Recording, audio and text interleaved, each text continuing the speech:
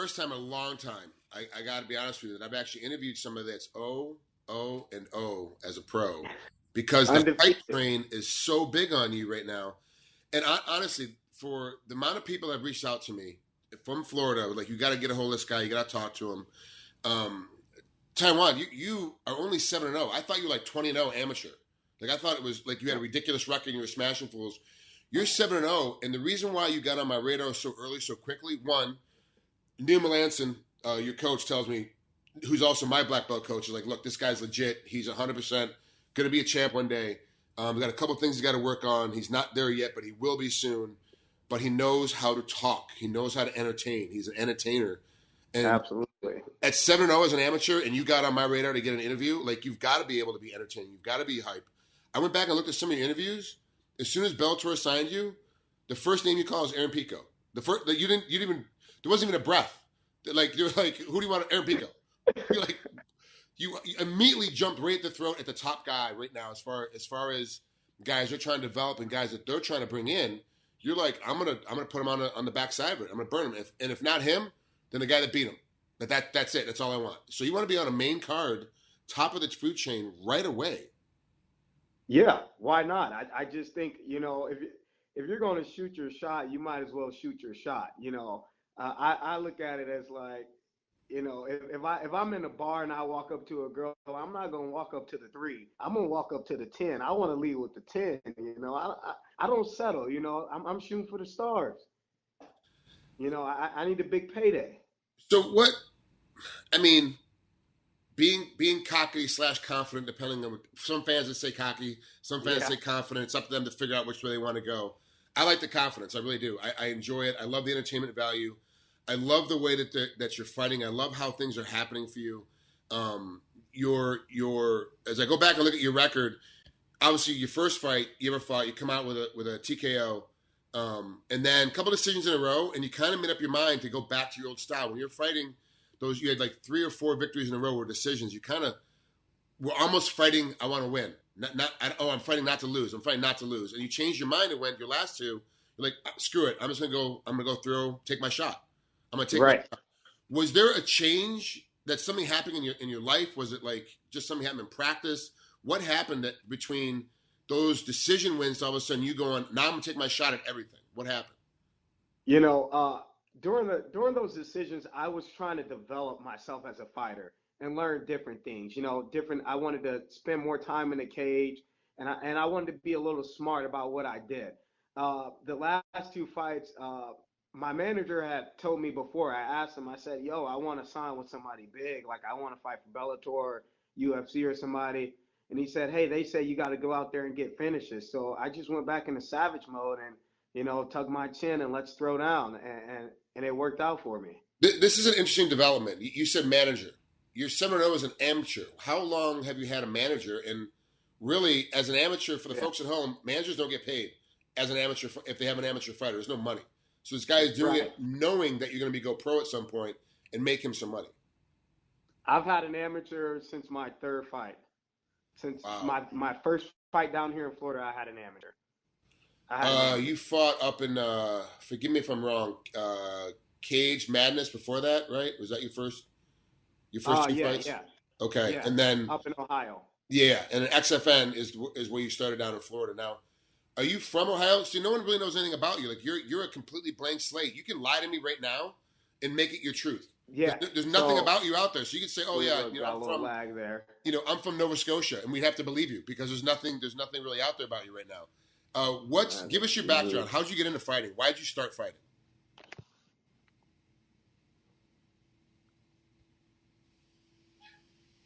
Tywan, we lose you again? There you go. Nope. Yep. We're there now. Yep. Okay. So why did you start fighting? How come you decided to start fighting? What made you want to jump into the sport? So I've always dabbled into fighting when I was younger. I've always been a fighter. I've got a huge mouth, and I've always had to fight because of it.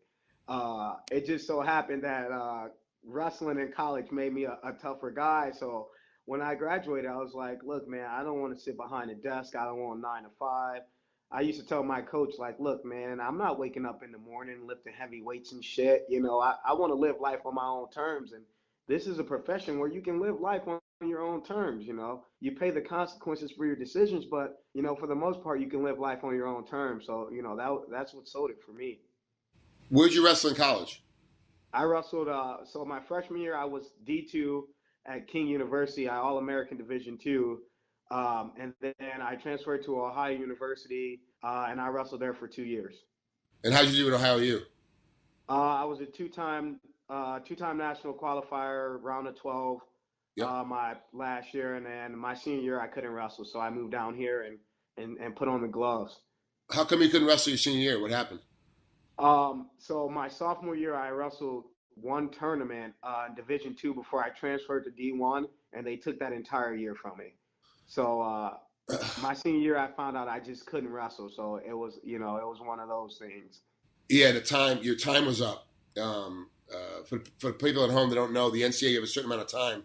Once you start competing at the D1 level or D2 level, your clock starts, and there's only a certain amount of time left, and you burned it by doing that one tournament your sophomore year. Yep. That's just crap. The NCAA I have a whole thing on the NCAA. They're a bunch of thieves, and they're just out there trying to make money off all these athletes without paying anybody back.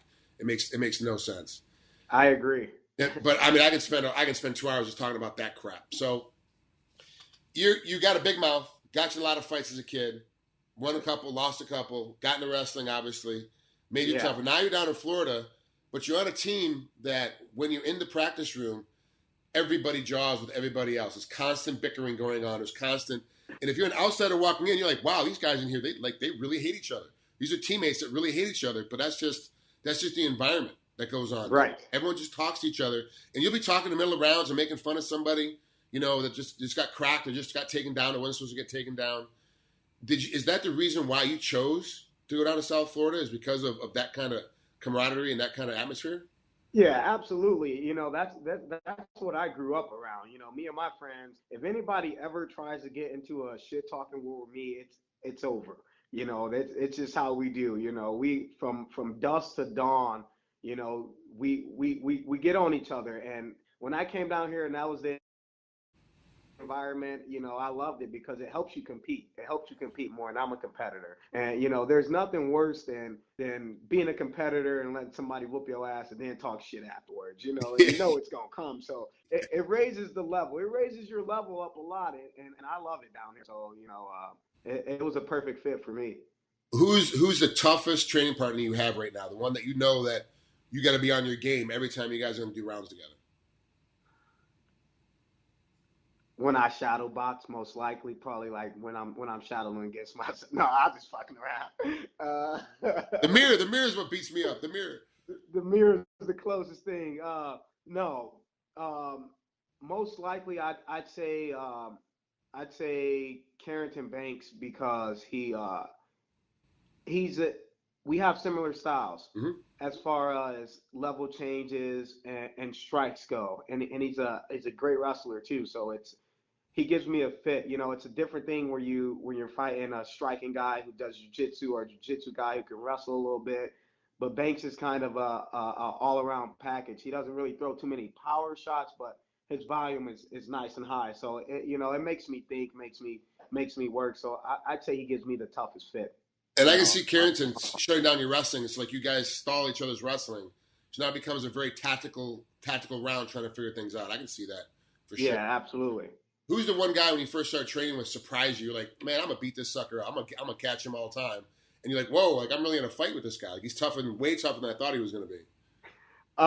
When before the big split, that guy was definitely Andre Sukumatov. Yeah. Because I was like, this little Asian can't beat my ass. Karate Kid wannabe, man. He put it on me when I first got down here. I can't lie. He surprised me. Down, but standing up, man, he could bang. Yeah, he surprised me too. I'm like, I'll take a half a round off. I'll kind of screw around with this guy. And I was like, whoa, I'm really okay. All right, I'm gonna have to put old man on him now. I'm gonna have to hurt him a little bit, let him know who's boss. He throws heat for a little dude. Yeah, he really does. Yeah. So with the split, you talked about the split. With the split now, obviously Banks is still with you, and most of the guys that you normally train with all the time are still with you. Have you found it hard to get to train with guys? We found it hard to keep because it was a really, really big team. It worked really well. There's a lot of different faces, a lot of different people, a lot of different personalities that you could work with. Now it's Right. smaller. It's a little bit more intimate. You get a lot more one-on-one coaching time, but you're also missing the different kinds of bodies. Are you finding it hard to keep the bodies fresh, to keep you trained, keep motivated going in every day? Because if you're working out with Carrington Banks every day, eventually it's just like, look, man, this is just enough. We got to find somebody else. Right. See, so for one thing that we've started to do is we invite guys in on our sparring days. So anybody is allowed to come in and spar with us. Neil says technique is expensive, sparring isn't. So, on our drilling days, we don't let anybody come into the room. On sparring days, we bring guys in, and I get my sparring for the most part. I've wrestled a million different types of body types, Yeah. and I don't need a million different wrestling partners. I can do it with one guy or two guys or three guys. That's not a factor. For me, it's my stand up and my striking. Well, I go down to Miami and I do boxing with a couple of my Cuban buddies. I do taekwondo with Master Juan. Sometimes I do some Muay Thai, and I work out at a couple of gyms in Miami. So, I have different avenues that I can go to, and just to get different looks and spar with different people. It's not, it's a great situation. I'm mostly a ground type of guy, so it works out for me. I mean, you gave me 4 distinct different styles of striking, from Cuban style boxing, which is completely different from Mexican style boxing, Muay Thai, plus you're looking at Taekwondo, plus your MMA striking that you have to do with your team with Neil and them. It really is a lot of different looks, because none of those are the same. And really, you're going to find a different way to use the mule kick, for example, out of Taekwondo, to be able to use it in Muay Thai, and then have to, then you got to really gauge what's going to happen when I turn my back on him if I miss, and it's this whole different ballgame. Like that's Right. really smart to go find those different kind of looks. Was it hard to really get comfortable with those different kind of looks and be able to implement it into your sparring days? Not really, because I'm the type of person that I like chaos, and I always try to take one or two things that, if you teach me something and it's one thing, and say you teach me 10 moves, I'm gonna find one or two things that I really like. Yep. And then those are the things that I go and execute inside of training. I don't try every single move, but I'm like, damn, I like that. I'm gonna make that work. Like, that's on my agenda for the day. So I mix the styles up, and I have fun, and it all gets kind of flows together eventually. The second I get somebody thinking about my wrestling, that's it. Yeah. Because then you don't know what type of style I'm fighting. It becomes chaotic. And that is the wrestling. That is the wrestling mentality. Like, I'll go to you go to a summer camp, and a guy will show you 20 moves. You'll pick the one move that works for you, and that's the one you're going to drill the rest of the week, and that's just it. And then you walk out of there having that one move down. But I'll be right next to you in the exact same camp, and I will have picked a different move entirely. And that's just Exactly. mentality. Like, it's just how it goes. And that's why I like Neil so much as a coach, because he'll show you 15, 16 different things, and then you'll pick the one thing that works for you, and then he just keeps expanding on that one thing that worked for you, and then show you 15, 16 things off the next step, and then keep expanding, but never forces you to go into this pigeonhole. You just get to find your own little game. Have you had some time to roll with Neil at all? Has he spent some time of just rolling with you? Yeah, we usually do a couple rolls, after practice, 15, 20 minutes, something like that.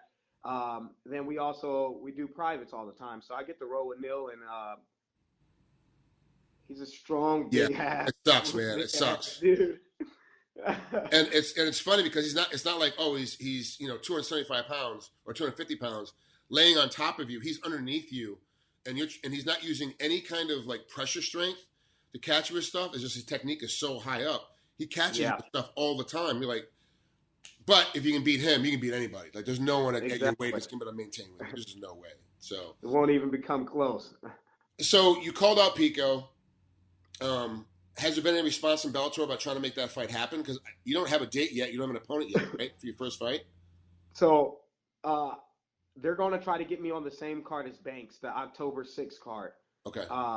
Pico is supposed to fight September 23rd. They haven't announced the opponent for him yet, I don't believe.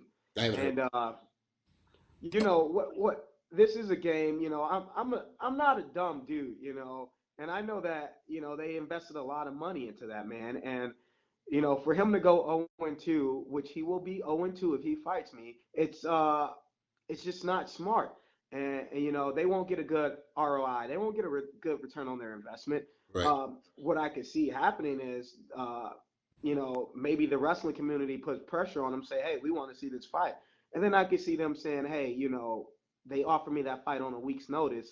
And, you know, I have no choice but to take the fight because I've been online talking shit, which, you know, I'm okay with that too. You know, like I said, if a guy hit me in a bar, I won't say I haven't been training for a fight. You know what I mean? Yeah. So for me, it's like, you know, if they try to do something like that where they say, hey, do you want to take this fight on a week notice? You know, I'm game. I'm down to fight. It's a fight at the end of the day. It'd be interesting. I'm actually trying to ref. I'm hoping there's a spot for me. I'm trying to ref that card on September 23rd in San Jose for Bellator. I'm actually waiting to hear today if from Andy Foster, the commissioner for MMA in California, if I'm allowed to ref on that card. And honestly, I would love to be on that card. I'd love to watch that fight between you and Pico if it comes together. Because it's going to be the main event. With Pico, you have to have him on. You have to have him on the main event. You have to have him on the main card, the TV card. You can't put him on the undercard. You can't have him off TV. There's too much invested, like you said. It would be great, but I could also see them waiting to the last minute to make the phone call for you because it's smart on Pico's camp and Pico's side to be like, oh, yeah, we want him, but now, 10 days notice. That's the smart move. That's the smart move. It really is. I'm like, I think it is too, and for me, it's like if I start training too hard for that and expect that date and then I don't fight until 2 weeks after that, 3 weeks after that, my whole thing's thrown off. So, like I said, even though I only have 7 amateur fights, I have more cage time than he does. So I'm more comfortable in that cage than he is. So if you give me that fight on 10 days notice, I still have more hours in that cage than he does.